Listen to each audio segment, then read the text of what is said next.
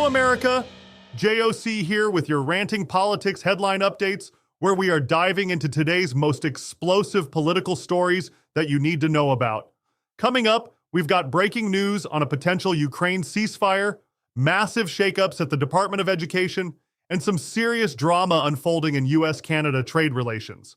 We're also tracking the latest on that government shutdown bill everyone's been talking about, and wait until you hear about which celebrity is packing their bags and heading across the pond. As always, we're keeping it real, keeping it straight, and most importantly, keeping you informed. Stick around for all this and more in your daily dose of unfiltered news and common sense commentary. This is Ranting Politics Headline Updates.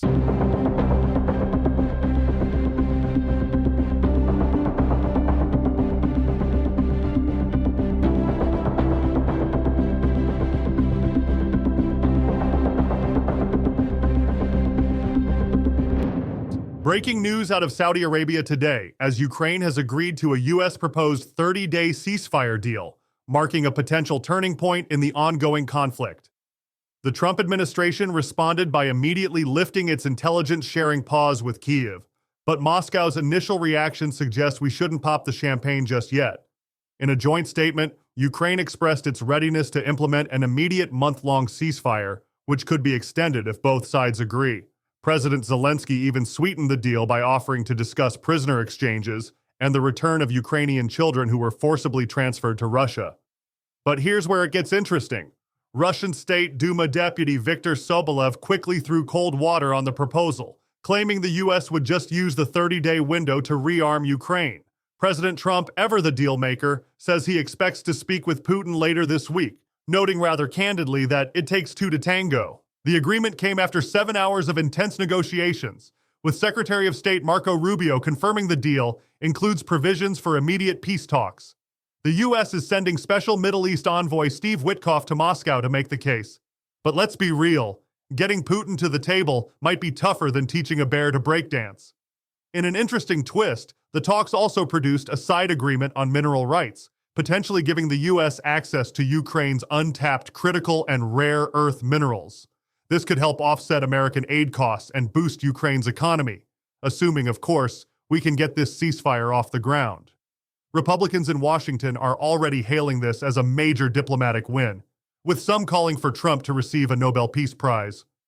But as the Atlantic Council's Alex Plitzas warns, Putin has a history of playing games with these agreements, often trying to frame Ukraine as the uncooperative party. The next few days will be crucial as we wait to see if Moscow is actually ready to give peace a chance, or if this is just another diplomatic dance leading nowhere. Major shakeup at the Department of Education today as the Trump administration dropped a bombshell, laying off more than 2,300 employees in what they're calling a massive streamlining effort. The cuts came after staff received an ominous notice to stay home from work tomorrow, with buildings being closed for security reasons. According to senior DOE officials, this is just the first step in their plan to slash the department's workforce roughly in half. Nearly 600 employees had already jumped ship through voluntary measures like the Federal Deferred Resignation Program and department buyouts. Another 63 probationary employees got their walking papers last month.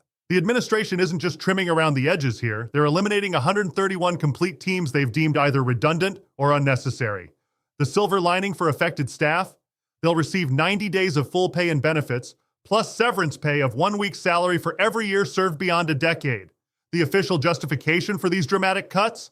Plummeting student test scores despite the department burning through over $1 trillion since its creation. Education Secretary Linda McMahon, who built her credentials running a multi-billion-dollar business, is apparently bringing that corporate restructuring mindset to Washington. This all tracks with President Trump's campaign promise to eliminate the Department of Education. While he told Time magazine in December he was aiming for at least a virtual closure, completely abolishing the department would need congressional approval and 60 Senate votes, a tall order in today's political climate. Those getting pink slips will work remotely until March 21st before going on paid administrative leave, with the remaining 2,183 employees continuing their duties under what officials promise will be a more streamlined operation focused on empowering states to handle their own education decisions. In a dramatic turn of events in the ongoing US-Canada trade tensions, Ontario Premier Doug Ford has suspended the province's 25% surcharge on electricity exports to Michigan, New York, and Minnesota. This move came just hours after President Trump announced additional 25% duties on Canadian aluminum and steel. The day started with Trump firing off a warning shot, threatening to escalate tariffs on Canadian steel and aluminum to 50% if Ontario didn't back down from their electricity surcharge. The president wasn't stopping there. He also put Canada on notice about their dairy product tariffs and promised to target their auto industry next month. Ford quickly blinked in this high-stakes game of economic chicken, announcing after a productive conversation with Commerce Secretary Howard Lutnick that he'd meet in Washington on Thursday, alongside U.S. Trade Representative Jamieson Greer, to discuss a renewed USMCA trade agreement. Wall Street didn't take kindly to all this tariff turbulence, with the Dow dropping over 478 points, while the Nasdaq and S&P 500 also took hits. But by evening, cooler heads seemed to prevail. Trade advisor Peter Navarro confirmed there would be no additional tariff increases after Ford's concession, though the base 25% tariff on steel and aluminum will still take effect tonight. The White House is framing this as another win for American economic leverage, but the trade war with our northern neighbors is far from over. Trump's April 2nd deadline for auto industry tariffs still looms, and he's promising reciprocal actions if Canada doesn't lower various trade barriers. In a rare display of Republican unity, the House has passed a Trump-backed federal funding bill to prevent a government shutdown, with the final tally coming in at 217 to 213. What makes this vote particularly interesting is that it passed almost entirely along party lines, with Republicans shouldering the load themselves. The victory didn't come without its share of drama. Several House Republicans who had previously sworn off continuing resolutions made exceptions this time, crediting Trump's influence for their change of heart. Representative Eric Burleson of Missouri put it bluntly, calling Trump the difference maker in his decision to support the bill, while Florida's Greg Steube acknowledged the political stakes at play. The legislation includes some strategic sweeteners, an extra $8 billion for defense, $6 billion for veterans' health care, and about $13 billion in cuts to non-defense spending.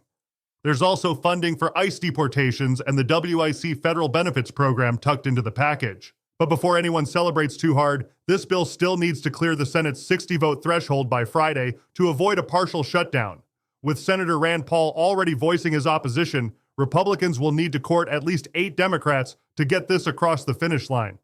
It's going to be a nail-biter right up until the deadline. The House Republicans' cheers on the floor might have been premature, but they've at least managed to clear the first major hurdle in this latest funding fight. And with the House now out of session until March 24th, they're leaving the next move to their Senate colleagues. Well, here's a story that's making waves. Rosie O'Donnell, the comedian who's been in a public feud with Trump since 2006, has officially packed her bags and left America. She's now calling Ireland home and is even applying for Irish citizenship. O'Donnell made the move on January 15th, just 5 days before Trump's inauguration, taking her 12-year-old child with her. If you're wondering why Ireland, O'Donnell says the Irish people have been incredibly welcoming, though she admits she never thought she'd leave the States.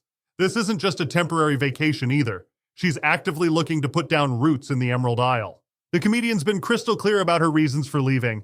She's saying she won't consider coming back until it's safe for all citizens to have equal rights in America. O'Donnell's been spending her time exploring Ireland with her daughter, though she mentions missing her other 5 grown children and friends back home. In her recent TikTok posts, O'Donnell's been particularly vocal about her political concerns, warning her followers about what she sees as threats to democracy. She's encouraging Americans to stand up, use their voice, and protest, while she watches events unfold from across the Atlantic. Meanwhile, she's trying to build a new life in Ireland, though she admits to thinking about America every day. She joins a small but growing list of celebrities who've decided to leave the country following Trump's return to office, making waves in both entertainment and political circles. And that wraps up today's headlines on Ranting Politics. From Ukraine's agreement to a ceasefire, to major shakeups at the Department of Education, trade tensions with Canada, Congress averting another shutdown, and Rosie O'Donnell's Irish exodus, it's been quite a news day. Remember, we're here every weekday to break down the stories that matter most, delivering the facts without the partisan nonsense that's clogging up your feed. If you found today's rundown helpful, do yourself a favor and follow us on X at RantingRP. You can catch all our episodes on YouTube, Spotify, iHeartRadio, and Apple Podcasts. For deep dives into these stories and exclusive content, head over to rantingpolitics.com. This is JOC signing off, and thank you, our loyal listeners, for choosing Ranting Politics headline updates. We'll be back soon with the updates you need to navigate these interesting times. Until then, stay tuned, stay informed, and as always, stay free.